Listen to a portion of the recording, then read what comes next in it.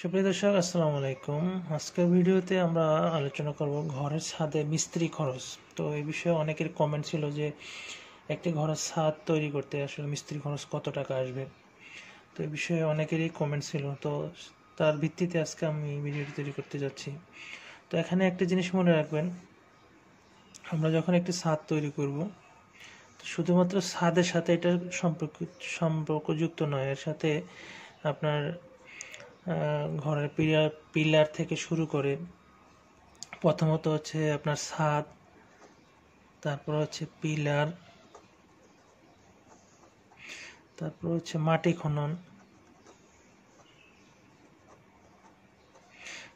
খনন এই তিনটি বিষয় আপনার এখানে একসাথে হিসাব আসবে এই ছাদের কাজের হিসাবের সাথে মিস্ত্রি খরচ। তো ছাদের কাজে আপনার হিসাবটা ধরা হয় স্কোয়ার ফিটে। আপনার কত স্কোয়ার ফিট ছাদটি সেটার উপরে ডিপেন্ড করবে আপনার মিস্ত্রি খরচ। অর্থাৎ প্রতি স্কোয়ার ফিটে, পার স্কোয়ার ফিট আমরা যেটা বলতে পারি, ধরেন এখানে যদি আমরা 1 ফিট বাই 1 ফিট জায়গা ধরি, 12 ইঞ্চি বাই 12 ইঞ্চি বা 1 ফিট 1 ফিট, বা এখানে যদি আমরা 1 ফিট ধরি, তো এখানে 1 ফিট বাই 1 ফিট একটা জায়গা, এখানে টোটালে আমাদের খরচ পড়বে 120 থেকে 130 টাকা, 120 অথবা 130 টাকা প্রতি স্কোয়ার ফিটে। তো এখন আপনি যদি সিম্পলি যদি আপনি একটি ছাদ, এখানে যদি এটা আমরা 50 ফিট ধরি, 30 ফিট ধরি, তো এখানে আমাদের কত টাকা লাগবে।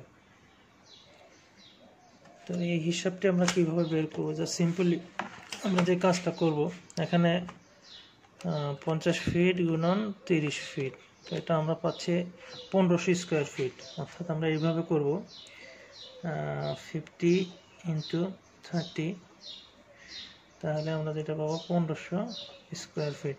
তো আমাদের প্রতি স্কোয়ার ফিটে আমাদের টাকা লাগতেছে 120 থেকে 30 টাকা। হয়তো কোনো কোনো এলাকায় 120 টাকা দিয়ে হয়ে যাবে, কোনো কোনো এলাকায় 130 টাকা। তো আমি 130 টাকায় ধরতেছি প্রতি স্কোয়ার ফিট।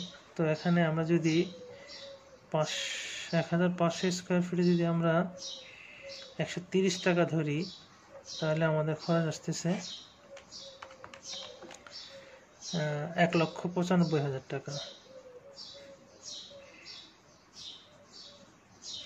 তো ছাদের কাজে আপনার মিস্ত্রি খরচটা এভাবে বের করতে পারবেন। এটা আসলে শুধু যে ছাদ নয় তা নয়, এখানে ছাদ, পিলার এবং মাটি খনন, টোটাল এই 3টা কাজ এই খরচের অন্তর্ভুক্ত এখানে।